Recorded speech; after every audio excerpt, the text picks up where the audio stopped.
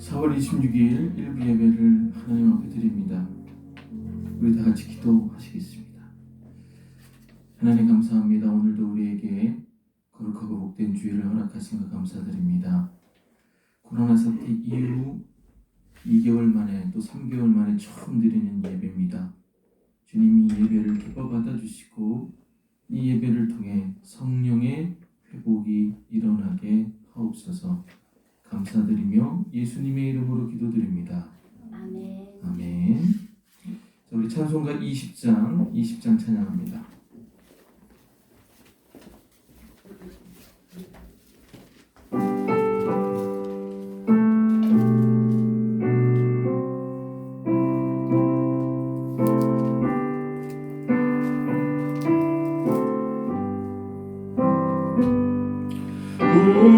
운명왕 중에 계신 주 나 찬송합니다.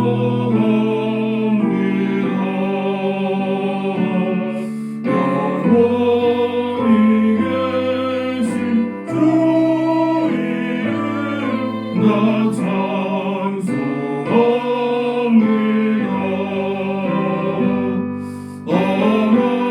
없이 크신 능력을 나 찬송합니다.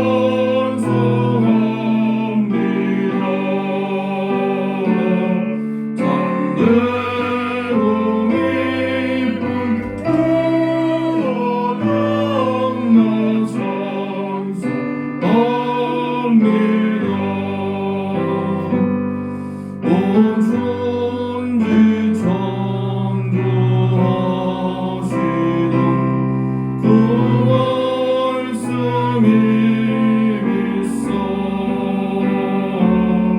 영원히 변치 않는 줄 믿사옵니다.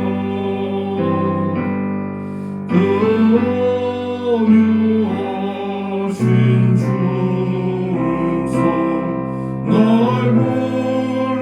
불러주시고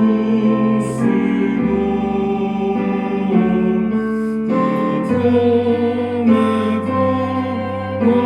품어주시니 나 찬송합니다.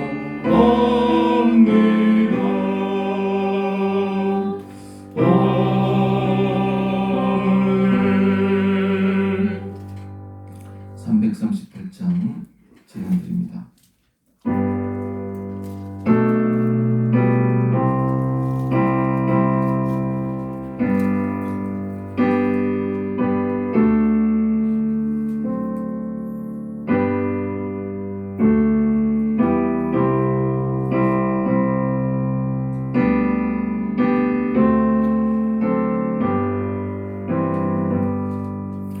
내 주를 가까이 하게 하는 십자가 짐 같은 고생이라 내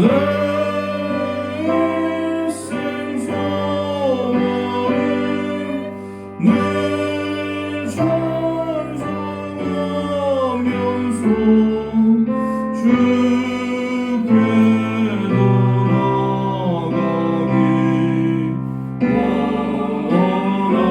원합니다. 내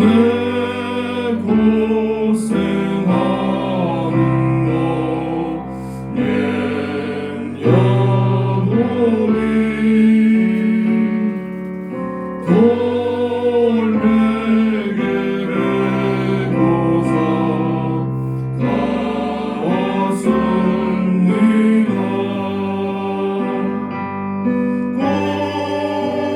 고래도 소원이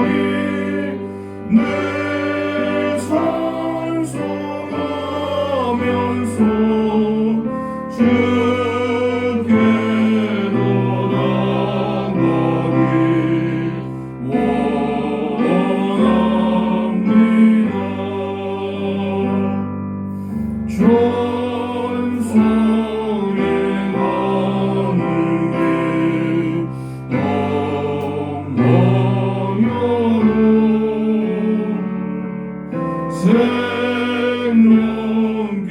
되나니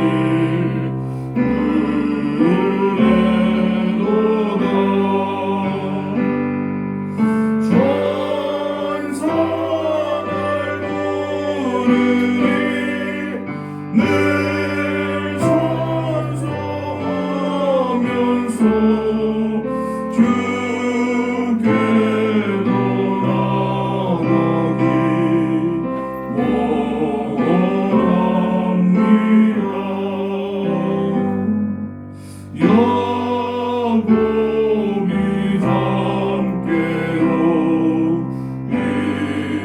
일어난 후 돌단을 쌓은 것 온다나서 손들 대대로 늘 찬송하면서 주께로 나가기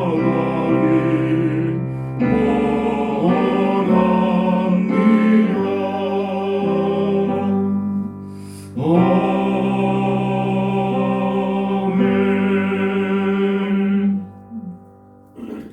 자, 마지막으로 540장 찬양합니다.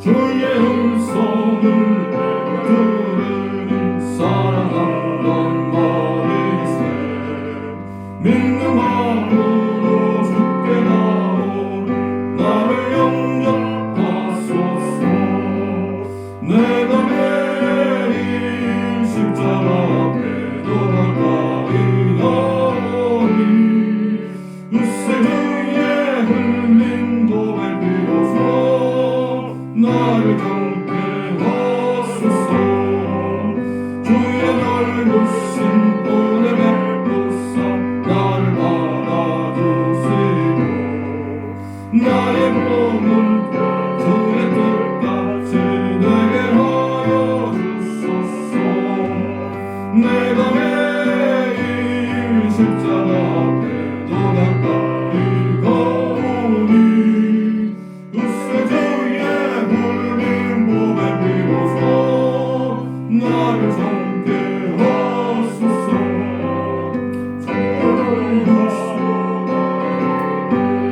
어찌하니 기뻐을까 주의 얼굴을 항상 배우니 더욱 친근합니다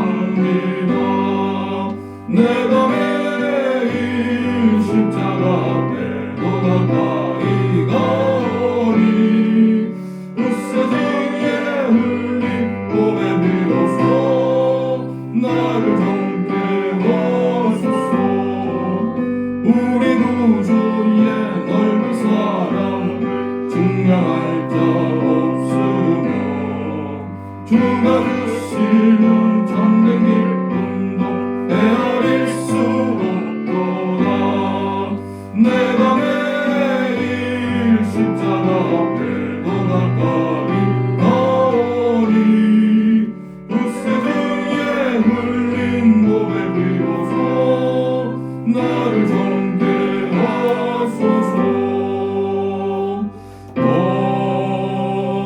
아멘.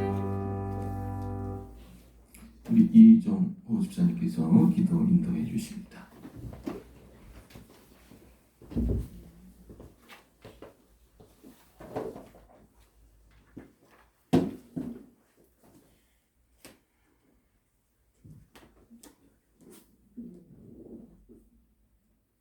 네, 기도하시겠습니다.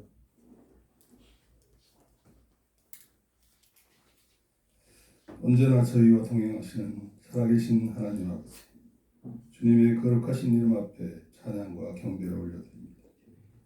지난 2달 동안 코로나 사태의 어려운 가운데에서도 교육관 공사를 잘 마무리하게 하시고 성도님들의 안위를 지켜주셔서 이렇게 함께 예배드릴 수 있는 은혜를 내려주시니 감사합니다. 이 시간 거룩한 성전에서 영상으로 드리는 모든 성도님들 있는 곳에서 함께 은혜 받는 귀한 시간 되기를 기도합니다. 아멘. 지난 2달 동안도 주님의 자녀임을 망각하고 아무 거리낌 없이 지은 죄가 많이 있습니다. 주님. 자신이 알면서도 죄를 범하고 때로는 자기 자신을 모르다 보니 부집을 습관에 지은 죄를 이제는 들여다보게 하시고 회개하오니 용서하여 주시옵소서. 아멘. 주님, 전 세계가 코로나 바이러스로 고통과 두려움으로 하루하루 보내고 있는 팬데믹 상태에 놓여진 세계 모든 국민들을 지켜주시고 하나님께서 지혜와 능력의 손으로 방역과 치료를 잘 감당하게 하옵시며 두려움과 근심 걱정이 아닌 기도로 이겨나가게 하옵소서. 아멘. 특히나 우리 성도님들의 연로하신 부모님들과 병중에 계신 모든 분들을 붙들어 지켜 보호하여 주옵시고 초, 중, 고 대학생들은 학업으로 모든 성도분들은 코로나 이전처럼 직장에 복귀하게 하옵소서. 아멘. 주님의 피값으로 구원받은 저희들이 은혜에 합당하지 않는 삶을 살았다면 진정으로 주님께 회개하고 죄로 얼룩진 자아를 다시 한번 십자가에 못 박고 주님이 주신 십자가를 지고 천국 가는 그날까지 기쁘게 기도의 사명 감당하며 살아가게 하옵소서. 아멘. 은혜의 주님, 에덴교회의 각 목장과 기관들을 기억하여 주사 주어진 자리에서 맡겨진 직분과 사명을 잘 감당하여 기도로 교회를 세우며 서로에게 힘이 되고 웃음이 넘치는 교회가 되게 하옵소서. 아멘. 특별히 새롭게 단장한 교육관을 통해서 주일학교 예배가 회복되고 전교인 식사 및 교재와 각종 성경 공부 및 양육, 주중돌봄, 각종 교육 등이 활발하게 이루어질 수 있도록 인도하여 주시옵소서. 이제 교육관 하자 보수 공사와 아직도 추가될 내부 집기들도 잘 마무리되기에 하옵소서. 지난 3주간 동안 전염병의 어려움을 무릅쓰고 날마다 봉사거리를 관장해서 애써주신 목사님, 사모님, 전도사님과 헌신적인 관심과 교육관 헌금 찬조에까지 기회해 주신 손길들을 기억하사 복의 복을 더하여 주옵시고 하늘의 상급을 예비하여 주옵소서. 아멘. 우리들의 목자 되시는 소준성 담임 목사님을 더 크게 쓰임받게 하옵시고 목사님의 건강을 지켜주시고 사모님과 이든이 이연이의 건강을 붙들어 주시옵소서. 또한 서울 집을 정리하고 교회 주변으로 이사하시는 이창희 전도사님의 가족을 붙들어 주사 더 큰 믿음으로 채워지게 하시옵소서. 단위에 세우신 소준성 담임 목사님께 영육간의 강건함으로 저희에게 예비하여 선포되어지는 하나님의 말씀이 죽은 영이 살아나고 아픈 영혼이 치료가 되는 회복의 시간이 되어 드려지는 예배 속에 하나님 말씀만 붙드는 시간 되게 하옵소서. 아멘.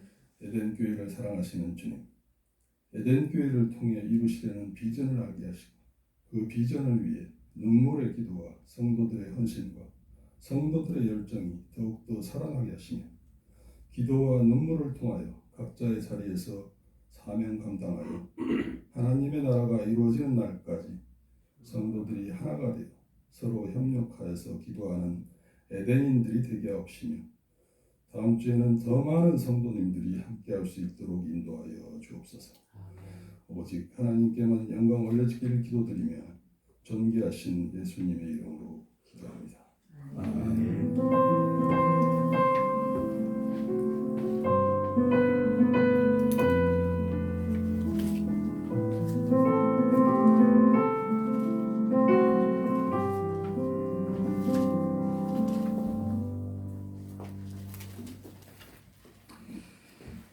자, 우리 다 같이 교동 72번 이사야 58장 말씀 같이 교독합니다.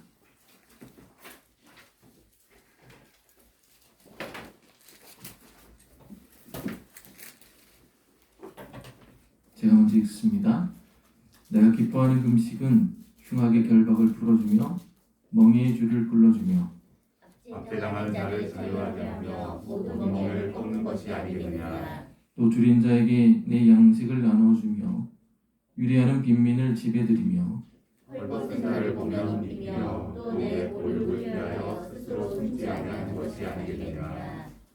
그리하면 내 빛이 새벽까지 비칠 것이며 내 치유가 급속할 것이며 내 공의가 내 앞에 행하고 여호와의 영광이 내 뒤에 호연하리니. 내가 부를 때에는 나 여호와가 응답하겠고 내가 부르짖을 때에는 내가 여기 있다 하리라. 만일 내가 너희 중에서 멍에와 손가락질과 허망한 일을 제하여 버리고 주인 자에게 내 심정이 동하며 괴로워하는 자의 심정을 만족하게 하면 내 빛이 흑암 중에 떠올라 내 어둠이 낮과 같이 될 것이며 여호와가 너를 항상 인도하여 메마른 곳에서도 내 영혼을 만족하게 하며 내 뼈를 견고하게 하리니.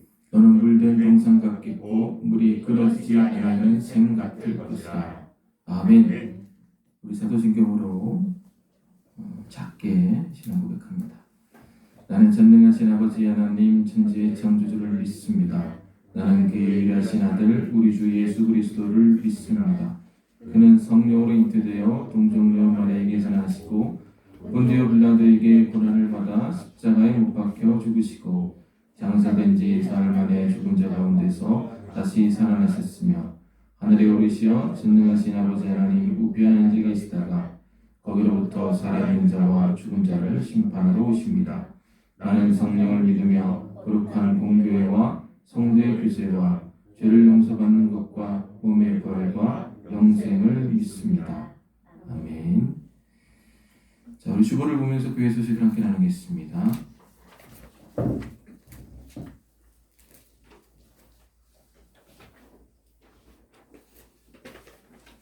자, 오늘 4월 26일부터 정부의 지자체 고강도 사회적 거리 유지 완화 조치로 인해서 7가지 준수사항을 지키면서 오프라인 예배를 재개하겠습니다. 오늘도 들어오실 때 보니까 저희가 이제 예배 준비하느라고 온도 체크하고 이런 걸 잘 못했는데 다음 주부터는 전도사님께서 입구에서 온도 체크하시고 마스크 확인한 다음에 이렇게 입장해 주시기 바랍니다.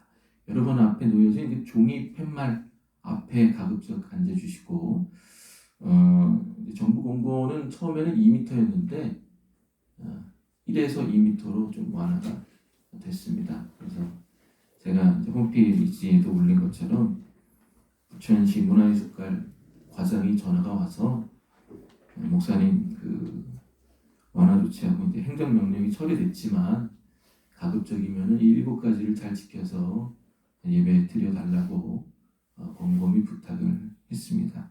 그래서 이번에 보시면은 여러분 예배당 입장 시 이 7가지 사항들을 준수해 주셔서 예배를 드려주시면 감사하겠습니다. 예배 참석 명부 꼭 작성해 주시고요. 지정된 자리에 착석하셔서 예배 드리시고 예배 후에 2부 예배 끝난 다음에 저하고 전도사님이 여러분이 앉은 이 전 좌석을 소독할 예정입니다. 당분간은 교회에서 점심이 제공되지 않으니 이 점도 양해해 주시기 바랍니다. 온라인 예배 기한입니다. 전도사님의 원활한 교회 사역을 위해 오늘하고 다음 주 예배까지만 녹화 및 업로드가 진행이 됩니다. 이거를 녹화하고 정리하고 업로드하게 되면은 11시 반까지 전도사님이 교회 학교 사역을 할 수가 없습니다.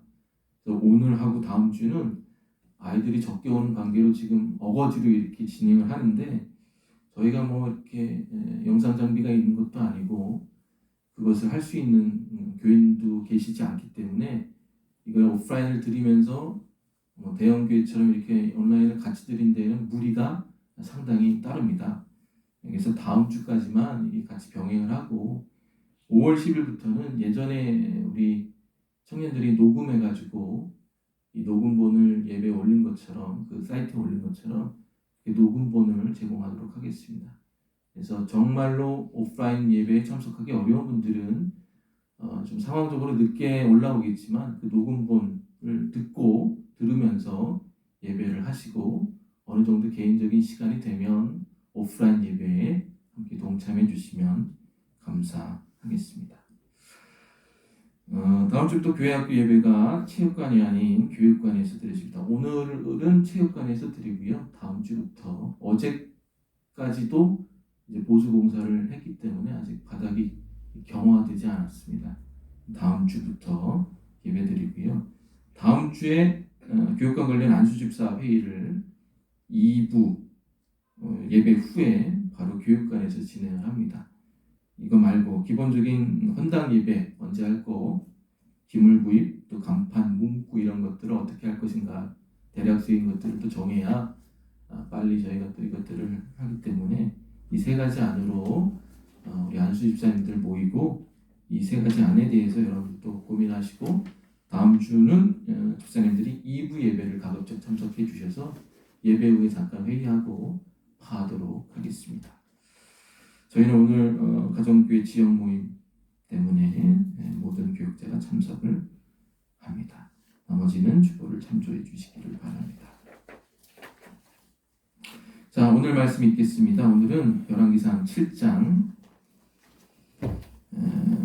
13절부터 51절입니다. 상당히 긴데요. 좀 빠르게 읽어볼까요? 2절씩 제가 읽겠습니다. 여러분 또 비말이 또 튀기면 안 되니까 제가 빠르게 읽을 테니까 여러분들 눈으로 좀 속독을 해주시기 바랍니다. 양해해 주시고 제가 빠르게 읽겠습니다. 솔로몬 왕이 사람을 보내어 히람을 두로에서 데려오니 그는 납달리 지파 과거의 아들이요 아버지는 두로 사람이니 노수의 대장장이라. 이 히람은 모든 노실에 지혜와 총명과 재능을 구비한 자이더니 솔로몬 왕에게 와서 그 모든 공사를 하니라. 그가 높기둥 둘을 만들었으니 그 높이는 각각 18규빗이라 각각 12규빗 되는 줄을 두를만 하며 또 놋을 녹여 부어서 기둥머리를 만들어 기둥 꼭대기에 두었으니 한쪽 머리의 높이도 5규빗이요 다른 쪽 머리의 높이도 5규빗이며 기둥 꼭대기에 있는 머리를 위하여 바둑판 모양으로 얽은 그물과 사슬 모양으로 따은 것을 만들었으니 이 머리의 7이요 저 머리의 7이라. 기둥을 이렇게 만들었고 또 2줄 석류를 한 그물 위에 둘러 만들어서 기둥 꼭대기에 있는 머리에 두르게 하였고 다른 기둥 머리에도 그렇게 하였으며 주랑 기둥 꼭대기에 있는 머리의 4규빗은 백합화 모양으로 만들었으며 이 2 기둥 머리에 있는 그물 곁 곧 그 머리에 공같이 둥근 곳으로 돌아가며 각기 석류 200개가 줄을 지었더라. 이 2 기둥을 성전의 주랑 앞에 세우되 오른쪽 기둥을 세우고 그 이름을 야긴이라 하고 왼쪽의 기둥을 세우고 그 이름을 보아스라 하였으며 그 2 기둥 꼭대기에는 백합화 형상이 있더라. 2 기둥의 공사가 끝나니라. 또 바다를 부어 만들었으니 그 직경이 10규빗이요 그 모양이 둥글며 그 높이는 5규빗이요 주위는 30규빗 줄을 두를만 하며 그 가장자리 아래에는 돌아가며 박이 있는데 매 규빗에 10개씩 있어 바다 주위에 둘렀으니 그 작은 바다를 부어 만들 때 2줄로 부어 만들었으며 그 바다를 소 12마리가 바쳤으니 셋은 북쪽을 향하였고 셋은 서쪽을 향하였고 셋은 남쪽을 향하였고 셋은 동쪽을 향하였으며 바다를 그 위에 놓았고 소의 뒤는 다 안으로 두었으며 바다의 두께는 한 손 너비만 하고 그것에 가는 백합바의 양식으로 잔가와 같이 만들었으니 그 바다에는 2000밭을 담겠더라. 또 놋으로 받침술의 열을 만들었으니 매 받침술의 길이가 4규빗이요 너비가 4규빗이요 높이가 3규빗이라. 그 받침술의 구조는 이러하니 사면 옆 가장자리 가운데에는 판이 있고 가장자리 가운데 판에는 사자와 소와 그룹들이 있고 또 가장자리 위에는 놓는 자리가 있고 사자와 소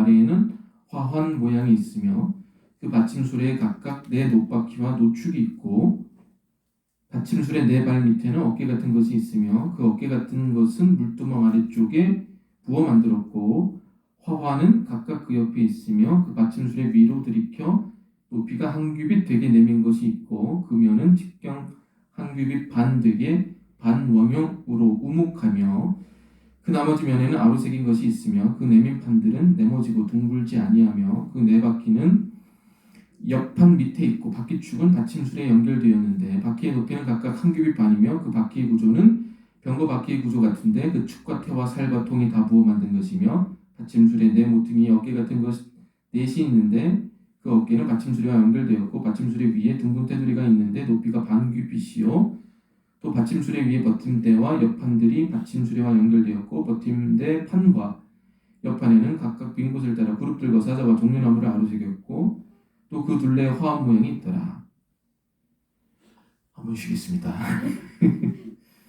이와 같이 받침술에 10개를 만들었는데 그 부어 만든 법과 크기와 양식을 다 동일하게 만들었더라.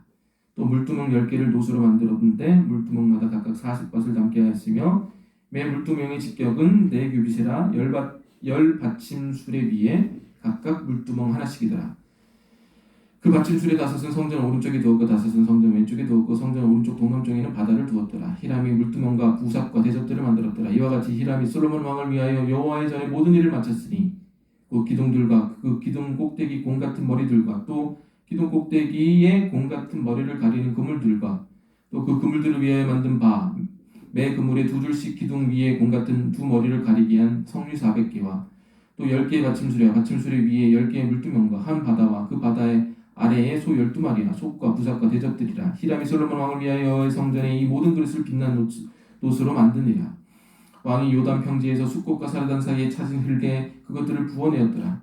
기후가 심히 많으므로 솔로몬이 다 달아보지 아니하고 두었으니 그 논무게를 능히 측량할 수 없었더라.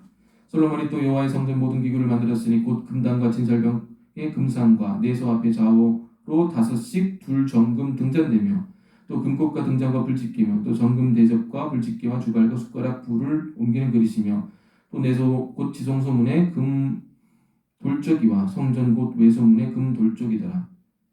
51절은 다같이 읽어볼까요? 시작. 솔로몬 왕이 여호와의 성전을 위하여 만드는 모든 일을 마쳤다. 이에 솔로몬이 그의 아버지 다윗이 그린 물건 곧 은과 금과 기구를 가져다가 여호와의 성전 옷간에 두었더라. 아멘. 자, 우리 눈으로만 인사 나누시겠습니다. 안녕하세요. 이 말은 하지 마시고 안녕하세요, 반갑습니다. 아이고 오랜만에 이렇게 뵈니까 다들 반갑고 좋습니다. 예, 아이고 일부 예배 더 많이 나와주신 것 같아서 감사를 드립니다. 자, 오늘은 이방인 히람이 노수로 건축을 마무리한 이유라는 제목으로 하나님 말씀 증거하겠습니다. 자, 오늘로써 성전 건축이 완료가 됩니다. 그리고 8장부터는 이 성전 건축에 대한 찬양과 봉헌의 장입니다. 엄밀히 문자적으로는 오늘로 마감이 됩니다. 오늘 본문은 이방인인 히람이 성전 뜰에 있는 여러 가지 기물을 제작함으로써 성전을 마무리하는 장입니다. 자, 우리가 여기서 던져야 될 중요한 질문 2개가 있습니다. 그게 뭐냐? 굳이 왜 성전의 마무리를 이방인인 히람에게 맡겼느냐? 입니다. 그게 첫 번째 질문이고, 그리고 던져야 될 두 번째 질문은 굳이 왜 노수로 이 성전의 마무리를 했는가입니다. 여러 가지 재질이 있잖아요. 금도 있고 은도 있고. 왜 노수로 했는가? 이 두 가지 질문에 대한 해답을 오늘 본문을 통해 함께 살펴보겠습니다. 자, 우리 13, 14 한 번만 더 읽어볼까요? 여러분이 한번 작은 소리로 침 튀기지 않게 작게 읽겠습니다. 13, 14입니다. 눈을 읽으실 때입니다. 시작. 솔로몬 왕이 아니에요? 솔로몬 왕. 예. 13, 14. 아, 내가인가요? 예. 아, 예. 오랜만에 참 예배를 참석했어. 제가 읽겠습니다. 7장 13, 14. 솔로몬 왕이 사람을 보내어 히람을 두로에서 데려오니 그는 납달리 지파 과부의 아들이요 아버지는 두로 사람이니 노수의 대장장이라. 히람은 모든 노실에 지혜와 총명과 재능을 구비한 자이더니 왕에게 와서 모든 공사를 하니라. 자, 솔로몬이 특별히 노를 만들 수 있는 숙련된 기능공을 필요로 했습니다. 이런 이유로 이제 두로에서 히람을 데리고 왔죠.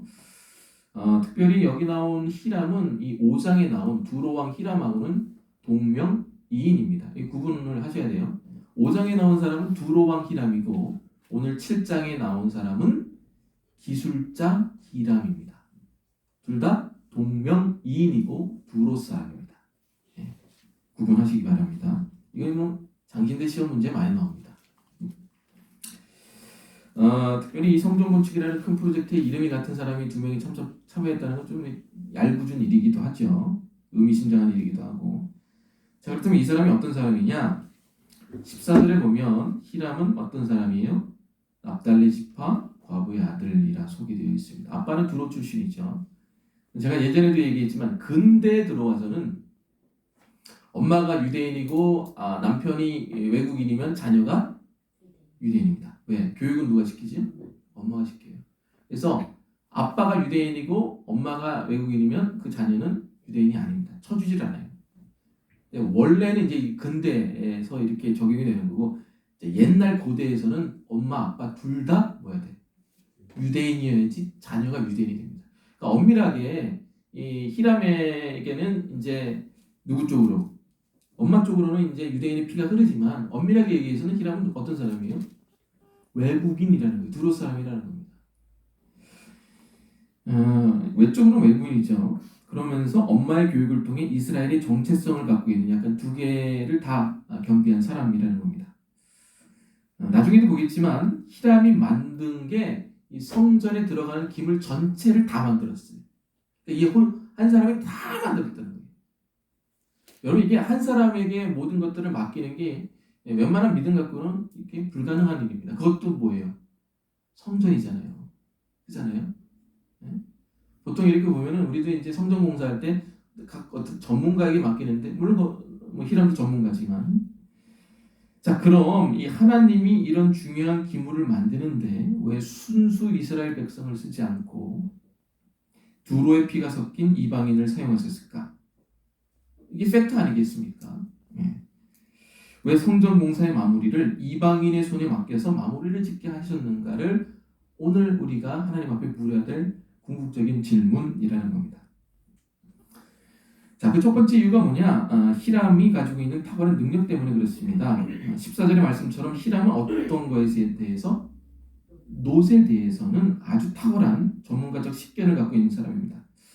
여기서 말하는 놋은 좀 구분할 필요가 있어요. 여기서 말하는 놋이 세 가지가 있죠. 쿠퍼가 있고, 브론즈가 있고, 브라스가 있습니다. 여러분 뭐 재질공학 공부한 사람들은 뭐 대본에 알겠지만 여기서 나온 그 놋이라는 건 쿠퍼도 아니고, 브라스도 아니고 브론즈입니다. 이 브론즈는 놋하고 뭐가 이렇게 얼른 합금이 된 거죠. 주석하고 이렇게 합금이 된 거예요. 놋하고 아연하고 합금이 된 걸 뭐라고 그래요? 황동이라고 그러죠. 이 브라스고 청동, 브론즈는 그러니까 금은동, 이 브론즈는 놋하고 주석하고 이제 합금이 된 겁니다. 주석의 어떤 단단한 것이 놋의 어떤 강도를 높여주는 거죠. 근데 이 주석이라는 특징이 뭐냐면은 저도 원래 이제 수학 전공하기 전에 화학을 부전공으로 선택해가지고 화학이 되게 재밌거든요. 이게 주석이라는 거는 끓는 점을 이렇게 낮춰요. 그러다 보니까 이 구리하고 주석이 이렇게 연합이 되면은 끓는 점이 낮기 때문에 뭐가 더 용이합니까? 그렇죠. 주형이 용이하다는 거죠. 끓는 점이 낮으니까 주형이 용이하기 때문에 다양한 형태의 기물들을 만드는데 용이합니다. 뭐가? 이 브론즈, 청동이.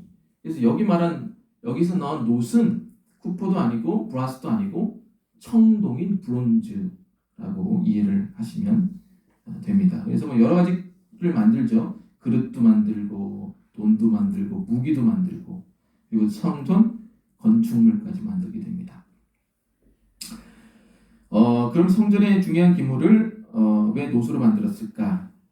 아까도 얘기했지만은 주석 때문에 이 놋이 뭐가 있어요? 내구성이 있는 거죠. 그리고 이제 끓는 점이 낮으니까 변형이 가능하고. 그러니까 여러분 놋을 왜 성전의 기물의 재료를 썼을까 한번 생각해 보세요. 이 놋이 가지고 있는 어떤 이 어떤 재질의 특성이 뭐냐면은 뭐예요? 이 크리스찬의 아이덴티티, 정체성이라는 거예요. 속은 내구성이 강하고 밖에서 일반 사람들에 대해서는 유용해서 어떤 것에든지 자유롭게 변이가 가능한 정체성이 변이가 아니에요, 여러분. 누구와도 어울릴 수 있고 누구와도 예수를 전할 수 있는 그런 사람이 바로 놋이라는 재질과 같은 성격의 사람이라는 겁니다. 재밌죠? 자, 그럼 성전을 만드는데 왜 놋이 사용되는가? 그 이유는 모세 시대 때부터 성막을 만들 때부터 놋이 사용되었기 때문에 그렇습니다. 답은 뭐예요? 왜 놋을 사용했어요? 하나님이 놋을 사용하라고 뭐예요? 명령하셨기 때문에 십계명에서 그렇게 했기 때문에 놋을 사용했습니다. 그럼 또 여기서 질문이 있습니다. 이 놋이라는 게 이스라엘에서 나는 주재료냐? 구하기 쉬운 재료냐? 그럴까요? 안 그럴까요? 노는요 이스라엘에 하나도 없습니다. 마치 우리나라에 뭐 광물이 지하자원이 없는 것처럼 말입니다. 그래서 재물 이 놋이라는 것도 없다 보니까 놋을 다룰 수 있는 기술자도 이스라엘에 한 명도 없어요. 창세기 4장 22절에 보면 신라는 두발가인을 낳았으니 그는 구리와 쇠로 여러 가지 기구를 만드는 자요. 그러니까 이방 나라에 놋이 많이 났고 이방 사람들이 이 놋을 만드는 사람들이 많았다는 거예요. 자, 그런데 모세 성막 때부터 하나님이 놋으로 지으라고 합니다. 뭘? 성막을. 그럼 여기서 질문. 그럼 어떻게 해야 돼요? 재료도 이스라엘에 없어. 이것을 다룰 수 있는 사람도 이스라엘에 없어. 그럼 성막을 짓고 성전을 지어야 돼. 뭘로? 놋으로. 그럼 어떻게 해야 돼? 무시해야 돼? 뺏어올 수도 있고 가져올 수도 있고. 협력해야 된다는 거예요. 이방인들하고. 아주 중요한 포인트입니다. 여러분 성전 공사를 순수 이스라엘 백성들만 지은 게 아니라는 거예요. 유대인의 피가 한 방울도 섞이지 않은 이방인들, 그 이방인 재물을 이런 재질을 가지고 성전을 지었다는 거예요. 성막을 지었다는 거예요. 하나님이 그렇게 명령하셨다는 거예요. 여러분 하나님이 성전을 지어가는 그 방식이 뭔지 아세요? 여러분들이 세상 사람들과 협력해서 지어가는 거예요. 이게 하나님이 우리에게 말씀하시는 오늘 본문을 통해서 말씀하시는 겁니다. 우리가 착각하는 것이 뭐냐? 성전은 믿는 사람들만 짓는 거라 생각을 합니다. 그렇지 않습니다. 오늘 믿는 사람이 짓지 않았어요. 성경의 역사를 보십시오. 성전 건축에 참여한 사람들 대부분이 하나님을 몰랐던 이방인들입니다. 예수님의 몸을 만드는 데 있어 교회를 만드는 데 있어서 제일 중요한 것은 뭐냐? 순수 이스라엘 백성이냐가 아니에요. 누가 성전을 지을 수 있어요? 제가 아까도 얘기했지만 이방인과 협력하는 방법을 아는 사람. 그들의 존재를, 그들의 달란트를 그리스도의 몸과 함께 세우도록 연합하는 법을 아는 사람이 뭘 만들 수 있다는 거예요? 성전을 만들 수 있다는 거예요. 이것이 우리가 해야 될 일이라는 거예요. 그들의 존재 인정하고 그들을 초청하고 그들이 갖고 있는 능력을 가지고 지혜를 가지고 함께 하나님의 성전과 교회를 만들어가는 것, 이것이 하나님이 원하시는 성전의 건축의 방법이라는 겁니다. 그럼 또 이렇게 질문하겠죠. 목사님, 이방인들은 하나님을 모릅니다. 지혜도 모르고 아무것도 모르고 경건하지도 않고 기도도 안 하고, 그런데 어떻게 그들과 성전을 함께 지을 수 있습니까? 근데 오늘 재밌는 표현이 나와요. 성전 14절에 보면, 오늘 본문 14절에 보면 이 두로 사람 히람에게 뭐가 있다고 나옵니까? 네, 지혜가 있다고 나와요. 특별히 열왕기상에서 지혜라는 단어는 아주 의미심장한 단어입니다. 함부로 쓰는 단어가 아니에요. 3장에 솔로몬의 지혜가 나오죠? 그 지혜가 오늘 누구에게 있대요? 히람에게 있대요. 동일하게. 여러분, 크리스찬이라고 기도를 더 잘하고 크리스찬이라고 성경을 더 잘하는 게 아닙니다. 기도 누가 잘하는지 아세요? 솔직히 얘기할게요. 기도는 크리스찬이라고 잘하는 게 아니에요. 크리스찬은 기도를 더 못해요. 제일 못해요. 기도를 제일 잘하는 사람은 아버지하고 관계가 좋은 사람이 제일 잘해요. 아버지하고 관계가 좋은 사람은 기도를 제일 잘한다. 자기 아버지하고. 크리스찬이라고 잘하는 게 아니에요. 장로님들이 기도 제일 못해요. 목사님들하고. 품성이 좋은 사람, 아버지하고 관계가 좋은 사람 기도가 잘 나와요. 진실해요. 다른 사람은 딱 가면 쓰고 하는 거예요. 다는 아니겠지. 그게 몸에 배워서 그래요. 믿는 사람이라고 성경을 더 잘하느냐, 크리스천이라고 성경을 더, 그렇지 않아요. 정말 이게 하나님의 말씀이고 하나님의 말씀이 나에게 임한다는 것을 정말 믿음으로 고백하는 사람이 성경을 더 잘하는 거예요. 지혜가 우리에게만 있다? 그건 우리들의 착각이에요. 기도를 우리가 더 잘하고 성경을 더 잘한다? 그것도 그렇지도 않아요. 오늘 본문을 보세요. 히람이 뭐가 있어요? 놋을 만드는 일에, 물론 놋을 만드는 일이지만 지혜와 총명과 재능이 다 있어요. 근데 솔로몬이 그 사람에게 다 맡겨요. 이게 오늘 쇼킹한 거예요. 하나님이 맡긴 거예요. 하나님도 모르고 기도할 방법도 모르고 성경도 모르는 누구에게? 히람에게.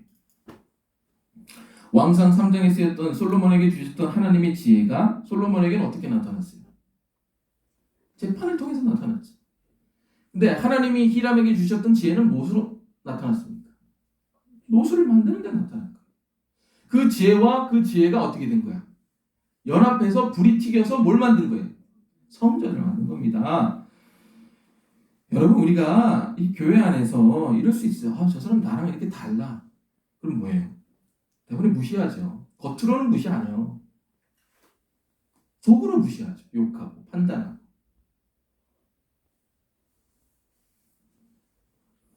저 사람이 저 일을 할 수 있을까? 저 직분을 감당할 수 있을까? 야, 저거 제대로 못해. 어디까지인가 할 수 있어? 내가 해야지 제대로 해. 근데 여러분, 그건 여러분의 생각이에요. 오늘 솔로몬이 하나님이 성전의 마무리, 몰딩, 마무리 작업을 누구한테 맡겼어요?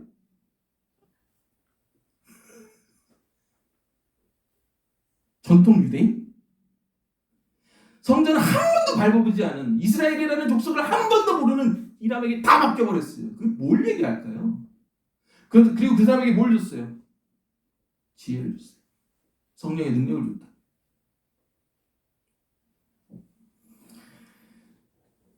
성전은 이 사람의 지혜와 내가 갖고 있는 지혜가 만나서 함께 하나님의 성전을 지어가는 거예요. 여러분이 잘하면 잘할 것 같아요? 그렇지 않아요. 왜 하나님이 성전과 하나님과 전혀 상관없는 히람을 선택했는가? 그 이유가 뭐냐? 히람의 지혜와 솔로몬의 지혜가 만나 성전의 왕궁을 이루게 하신 것을 우리에게 보여주시기 위해서입니다. 여러분, 뭐 다른 거 볼 필요가 없어요. 옆에 이렇게 교인도 보시고 옆에 가정도 보세요. 우리 가정에서 이렇게 부인하고 남편 보면은 화가 많이 나십니까? 부인이 없어. 친하게 다들 지내시죠. 다들 우리는 부부관계가 좋으니까. 보면은 이렇게 화가 나죠. 쟤는 왜 이렇게 나하고 달라? 아유, 쟤는 결혼 안 했으면 이런 막 웃자고 하는 얘기니까 또 너무 심각하게 듣지 마시고. 왜 화를 내요? 내가 갖고 있는 게 없어서 화를 내는 거야. 나는 있는데. 여러분 생각을 해보세요. 왜 붙여주셨을까? 하나님. 내가 갖고 있는 게 없는데. 저는 MBTI가 ISTJ예요. 근데 우리 와이프는 ENFP 항상 얘기하는 다 반대예요. 보면은 왜 우리 와이프는 저렇게 안 하지? 우리 와이프도 저를 보면서 그렇게 얘기하겠지. 저 사람의 지혜와 내 지혜가 만나서 뭘 이루라고? 가정을 이루라고 붙여주신 거예요. 교회도 마찬가지입니다. 사회도 마찬가지. 하나님의 성전을 완공해 나갈 수 있는 사람, 능력 있는 사람이 아니에요. 그렇지 않아요. 함께 저 사람의 지혜와 나의 지혜가 연합해서 성전을 만들 수 있는 그런 아량과 그런 하나님의 지혜를 수용할 수 있는 열려있는 사람만이 성전을 지어갈 수 있습니다. 여러분, 이게 좀 예민한 얘기도 될 수 있지만 교회 떠나는 것도요, 뭐 여러 가지 뭐 정말 뭐 교회 떠나는 이유도 뭐 합당한 이유들이 있겠죠. 근데 그것도 엄밀히 생각해 보면 뭐 제가 판단하는 것처럼 들릴 수 있겠지만 나만 옳다고 생각하기 때문에 떠나는 것일 수도 있어요. 제가 청년들 이렇게 많이 상대해봤지만 뭐 꼭 나쁜 건 아니에요. 교회가 떠나는 게 상황이 돼서 떠나면 떠나는 거죠. 뭐 교회가 뭐 그런 건 아니니까. 제가 그런 걸 다 싸잡아서 비판하는 게 아니고 또 오해하지 마십시오. 근데 여러분 그걸 아셔야 돼요. 내가 저 사람이 싫어서 교회를 떠나면 그 사람이 다른 교회에 더 심한 사람이 다른 교회에 있어요. 제가 그걸 경험을 했어요. 제가 오늘의 교회에서 생활하다가 정말 우리 순안에 정말 나랑 성격이 안 맞는 사람이 있는 거예요. 형이. 그래서 내가 교회를 옮겼어요. 말미에. 신학하기 전에. 우리 집 근처에. 그랑 비슷한 정말 더 심한 사람이 그 교회에 있는 거예요. 성전을 모르는 하나님을 모르는 히람에게 가서 성전을 같이 짓자고 솔로몬이 왜 부탁했을까? 그 이유를 생각해 보시기 바랍니다. 여러분의 가정도 목장도 교회도 사회도 하나님을 모르지만 성품이 연약하지만 함께 연합해서 하나님이 각 사람에게 주신 지혜를 통해 여러분이 갖고 있는 공동체를 지어나가시기를 주의 이름으로 축원드립니다. 자, 그럼 성전의 기물이 뭐가 있는지를 하나씩 보겠습니다. 이 카페에 제가 그림도 올려드리고 유튜브도 함께 올려드렸는데 이거를 잘 보시면 이해가 잘 될 겁니다. 15절과 21절을 한번 읽겠습니다. 15절입니다. 시작. 그가 녹기둥 둘을 만들었으니 그 높이는 각각 18규빗이요 각각 되는 줄을 두를만 하며. 자, 21절도 한번 읽어볼까요? 21절입니다. 시작. 이 두 기둥을 성전의 주랑 앞에 세우되 오른쪽 기둥을 세우고 그 이름을 야긴이라 하고 왼쪽의 기둥을 세우고 그 이름을 보아스라 하였으며. 뭐 세세한 걸 읽기가 뭐해서 대략적인 것들을 말씀을 드립니다. 성전 입구 앞에 그 유명한 뭐가 있죠? 야긴과 보아스라는 두 기둥을 세웠어요. 겉으로 봤을 때는 높이가 8m, 둘레가 5m, 거대한 이제 다 노수로 지은 거예요. 노덩어리 기둥이 있죠. 제일 위에는 뭐가 있고 백합화 형상이 있어요. 그림을 보시면 좀 편할 텐데요. 백합화 형상이 있고 그 밑에는 그물 같은 이런 말 좀 목사가 이런 말하면 좀 그렇지만 디스코텍 가면 막 이렇게 노래방 가면 돌아가는 거 있잖아요. 그게 그물처럼 이렇게 그런 게 달렸다는 거예요. 그 옆에는 이제 줄기가 내려오고 그 밑에는 뭐가 있다는 거예요? 공 밑에는 그러니까 백합화가 있고 그 공이 있고 줄기가 내려오고 그 밑에 석류가 몇 개가 200개가 돌아가면서 박혀 있다는 거예요. 그리고 녹기둥이 쫙 빠져 있는 거죠. 이게 이제 보아스와 야긴의 표면적인 모습입니다. 뭐 자세한 거 따지면 오늘 뭐 못하죠 다. 자, 이 보아스와 야긴의 특징을 한번 볼게요. 이게 어떤 의미가 있는지를 보겠습니다. 자, 이 기둥의 첫 번째 특징이 뭐냐면은 보아스와 야긴은 뭐가 없냐? 지붕이 없어요. 뭐가 없다고요? 받치고 있는 지붕이 없다는 거예요. 이 말은 뭐예요? 하나님은 우리가 떠받든다고 떠받들어지는 존재가 아니라는 거예요. 주랑은 기둥 위에 뭐가 있어요? 지붕이 있죠. 그게 이제 포치고 주랑이잖아요. 야긴의 뜻이 뭡니까? 그가 세울 것이다. 보아스의 뜻이 그에게 능력이 있다는 얘기예요. 기둥만 세워졌다는 뜻이 뭐예요? 나 너희들이 떠받지 않아도 나는 혼자서 힘이 있어 설 수 있고 이룰 수 있다라는 하나님의 존재를 보아스와 야긴이 나타내고 있다는 거예요. 이게 이제 보아스와 야긴의 첫 번째 뜻이죠. 자, 두 번째 의미는 뭐냐면은 잘 보세요. 주랑이 있고 이 보아스와 야긴을 통해서 사람들이 어디를 들어오는 거예요? 성전을 들어와서 성소를 지나 지성소를 지나간다는 거예요. 이 얘기는 뭐야? 너희가 성소를 지나 지성소를 지나 용서받을 수 있는 그 길을 누가 열어놨다는 거예요? 보아스와 야긴이라는 내가 내 능력으로 열어놓았고 열어놓을 것이다라는 뭐예요? 메타포가 있다는 거예요. 속죄의 의미도 이 안에 있다는 거예요. 능력의 의미도 있지만. 자, 세 번째는 뭐냐면은 이 기둥에 뭘 매달아놨다는 거예요? 백합화하고 특별히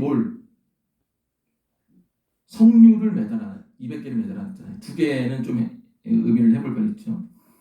석류라는 것은 이스라엘 백성들 안에 어떤 메타포를 가지고 있느냐면은 석류 아시죠? 이렇게 빨갛게 이렇게 까보면은 빨갛고 겉은 이렇게 푸르스름한 아름다운 이게 어떤 메타포냐면 어떤 시그널이냐면 하나님의 말씀이라는 메타포를 갖고 있어요. 석류가. 왜 그러냐? 겉보기에는 딱딱하고 재미없지만 그 안에는 뭐가 있어요?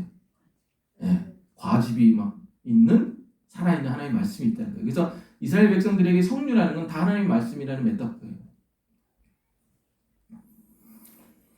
좀 다른 얘기지만 좀 이런 우리나라 얘기 한번 해볼게요.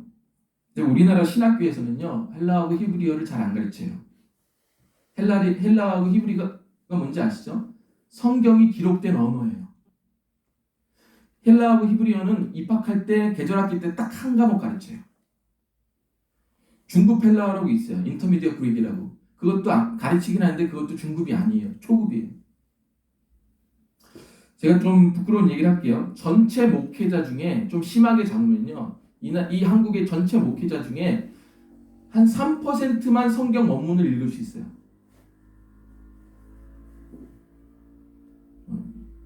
좀 쇼킹한 일이죠. 그 3% 안에서도 한 10%, 20%만 구문 분석을 할 수가 있어요.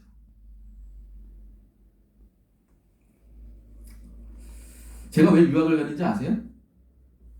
하겠다고 한 게 아니에요. 한국 신학교에 갔는데 성경 읽는 방법을 안 가르쳐 주는 거예요. 그래서 유학 간 거예요. 제일 보수적인데. 그러니까 어떻게 되냐면은 한국교회 이게 시스템이 어떻게 되냐면 목회자가 어떤 단어나 표현이나 문장을 가지고 설교를 해요. 그게 제가 잘못됐다는 얘기가 아니라 원문과 원문 구문 스터디가 안 돼요. 많이들. 그게 한국 지금 신학교의 어떤 시스템이에요. 뭐 이거 듣는 뭐 신학교 교수들은 뭐 열폭할 수 있겠지만, 그러니까 어떤 단어 안에, 문장 안에 이런 플로우, 흐름 있고 이 문맥 안에, 원문 안에 있는 것들에 대해서 분석하고 해석하려면은요 한 20시간이 걸려요. 근데 그걸 안 해. 할 수 있는 사람도 없어요. 공부도 안 해. 과목도 없어요. 그러니까 유학 가는 거예요. 유학 가서도 안 해요. 전체 목회자 중에 3%, 5%만 원문을 봐요. 그것도 많이 잡아 5%지 제가 봤을 때 1, 2%예요. 문제는 뭐냐면 목회자가 말씀을 이렇게 보니까요. 교인들도 말씀을 그렇게 봐요. 이 말씀 안에 있는 플로우가 있어요. 전체적인 흐름. 정말 이 말씀이 지칭하는 이렇게 방향적인 어떤 큰 흐름과 맥락이 있는데 어디에 꽂혀요? 표현에 꽂히는 거예요. 목사님 저를 표현했다. 저 의도가 있다. 정치적인 의도가. 그렇지 않아요, 여러분. 이게 우리나라의 어떤 한국교회의 고질적인 문제예요. 그건 뭐 목회자의 잘못이겠죠. 목회자가 말씀 연구를 게을리하니까 그런 일들이 일어나는 거겠죠. 근데 교인들도 또 인문학적인 목사님을 좋아해요. 인문학적으로, 경영학적으로 정말 우리들이 경험하지 못하는 어떤 삶의 이런 것들을 얘기해 주는 사람들. 뭐 그 나쁜 건 아니지만 그러니까 문제는 뭐냐면 말씀을 처음부터 끝까지 들으려고 하지를 않는다는 거예요. 왜? 말씀이 재미가 없거든요. 말씀이 이게 처음부터 원문 분석해서 빌드업 해가지고 이렇게 하는데 시간이 많이 걸리더라고요. 재미도 없고 따분하고. 근데 그렇게 다 이렇게 빌드업 해 나가야지 마지막에 뭐가 되는 거예요? 미닝풀하게 되는, 의미가 있게 되는 거예요. 이게 여러분 우리 한국교회 문제 중에 하나예요. 제가 경험한 목회자로서. 말씀이 재미없어요 원래. 구문 연구해야 되거든요. 단어 연구도 해야 되고 원문도 비교해야 되고 그게 그리스도와 어떤 연결이 있는가도 봐야 되는데 여기까지 오질 않아요. 왜? 우리나라 사람들의 특징 성격이 급하니까 자기가 듣고 싶은 단어와 구문에 꽂혀버려서 끝납니다. 그러니까 같은 설교를 해도 교인들이 다 다르게 듣는 거예요. 여러분 말씀이 얘기하는 그 문맥이 얘기하는 핵심을 보시기를 바랍니다. 너무 편협적인 것, 지엽적인 거에 집중하지 마시고 그러니까 하나님의 말씀을 사모하셔야 돼요. 처음부터 끝까지 이 말씀이 어디를 향하고 있는지를 보셔야 됩니다. 이게 이 보아스와 야긴이 얘기하는 의미예요. 자, 네 번째가 백합화입니다. 백합화는 두 가지 뜻이 있죠. 부활이라는 뜻도 있고 순결이라는 뜻도 있습니다. 이 얘기는 하나님의 백성의 가치가 세상적인 것으로 소유한 것으로 이렇게 해당되는 것이 아니라 부활의 승리를 기대하며 하나님 앞에서 깨끗이 사는 삶에 달려있다는 것을 뜻합니다. 그러니까 보아스와 야긴이 갖고 있는 네 가지 특징이 뭐라고요? 첫 번째는 하나님은 스스로를 떠받친다. 두 번째는 뭐라고요? 그 하나님의 능력으로 우리가 어디를 들어간다? 지성소에 들어간다. 세 번째는 뭐라고요? 그 하나님의 능력이 뭐라고요? 말씀과 거룩한 부활의 믿음에 대한 거룩한 삶이라는 이 두 가지 능력을 가지고 보아스 야긴이라는 기둥으로 들어가 지성소까지 들어간다. 이게 네 가지 뜻이에요. 자, 두 번째 기밀을 보겠습니다. 23절 한번 읽어보겠습니다. 시작. 또 바다를 부어 만들었으니 그 직경이 10규빗이요 그 모양이 둥글며 그 높이는 5규빗이요 주위는 30규빗 줄을 두르며. 자, 바다라는 기물을 만들었어요. 겉으로 봤을 때는 엄청 큰 대야죠. 직경이 지름이 한 5m 정도 돼요. 그러니까 어느 정도는 1m, 2m 정도. 아니 여기서부터 여기까지 큰 대야죠. 엄청 큰 대야죠.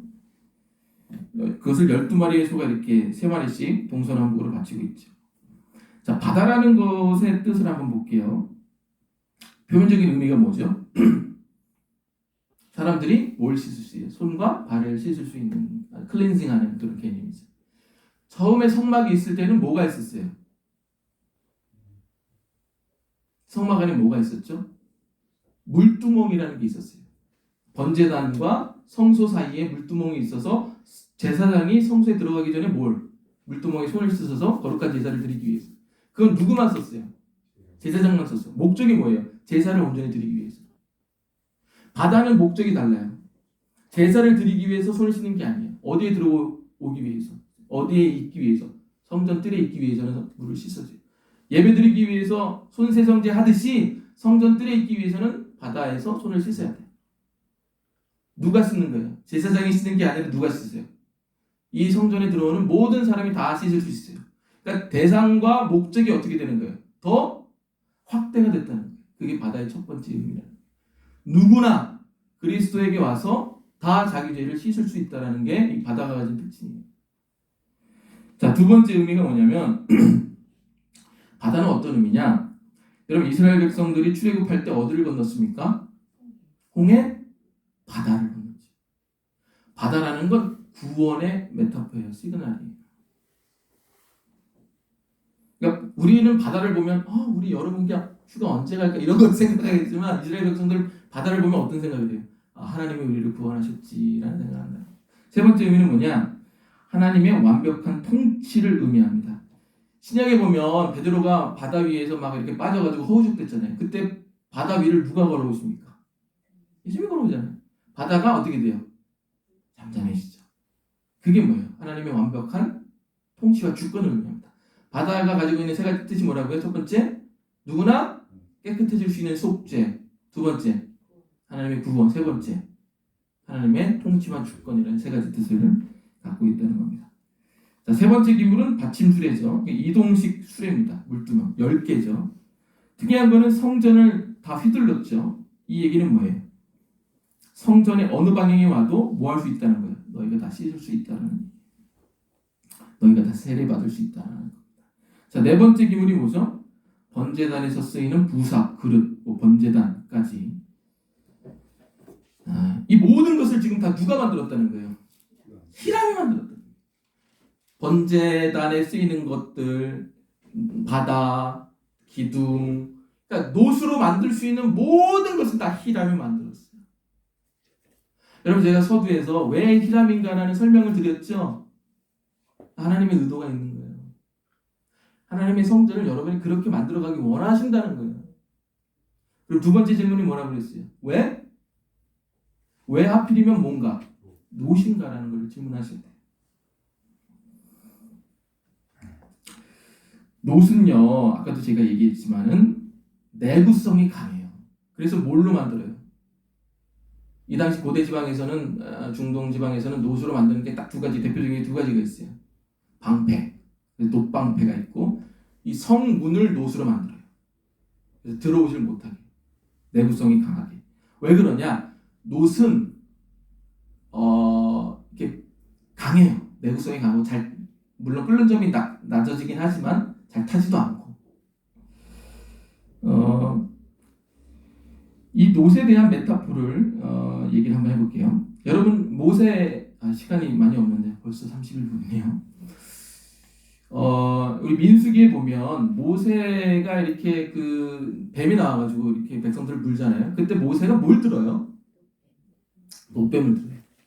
이 놋뱀이 어떤 거예요? 이 뱀을 바라보는 사람은 다 치유되고 살리라는 그 언약을 믿은 사람이 뭘 봐? 놋뱀을 보는 거예요. 그러니까 놋이라는 거는 어떤 뜻이냐면은 하나님의 언약이라는 뜻이에요. 변하지 않는 영원한 언약이 놋이라는 거예요. 그러니까 놋으로 만든 물건에는 뭐가 있는 거예요? 다 하나님의 숨겨진 뭐가 있는 거예요? 언약이 있는 거예요. 이걸 보셔야 돼요. 그러니까 성전을 보실 때, 성경을 보실 때, 놋으로 만들었다. 그럼 하나님의 언약이 숨겨져 있겠구나. 이렇게 상상하면서 보셔야 된다는 겁니다. 여러분, 놋은 녹이 씁니다. 근데 여러분, 쇠 녹이 쓰는 거는 쇠를 부식하게 만들지만 녹이 쓸면 어떻게 돼요? 더 놋을 단단하게 만들어요. 그래서 우리 참된교회 그 십자가가 원래는 처음에 가져온 십자가가 어떤 색깔이었냐면은 이런 색깔이었어요. 근데 그거를 땅에 6개월 동안 묻어놓은 거거든요. 그래서 그게 원래 브론즈예요. 청동, 놋이에요. 그래서 그게 녹이 슬어서 어떻게 변했어요? 색깔이 편하게 청록색으로 변했잖아요. 6개월 동안 땅에 묻어놓은 거예요. 그래서 그 녹이 슬어가지고 그거를 그 국민대 그 재질 박사가 만들었잖아요. 가져와가지고 제가 그걸 보고 첫 마디가 뭐냐면, 아이 박사님 이걸 왜 이렇게 그지같이 만들었어요?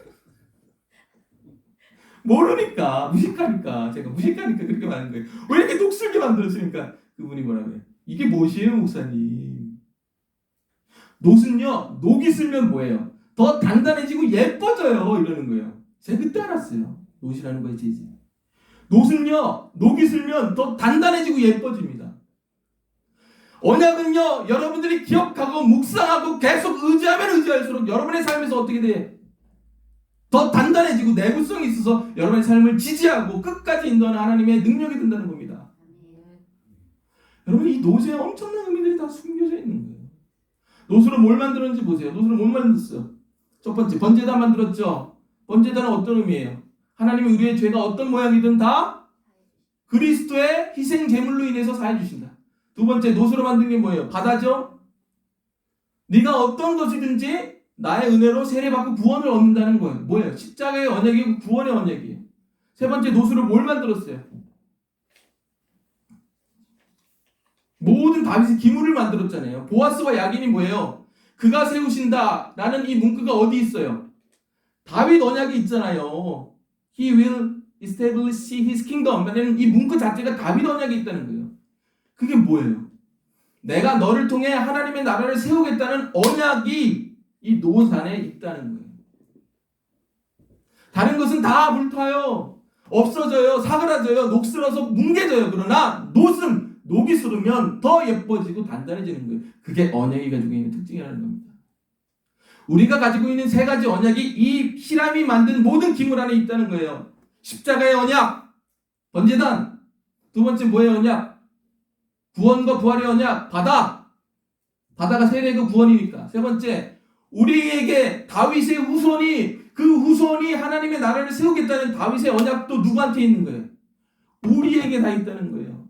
예수님을 통해서 하나님의 나라를 세웠던 그 언약이 지금 우리에게까지 적용이 돼서 우리를 통해서 하나님이 하나님의 나라를 세워가지고 한다는 거예요.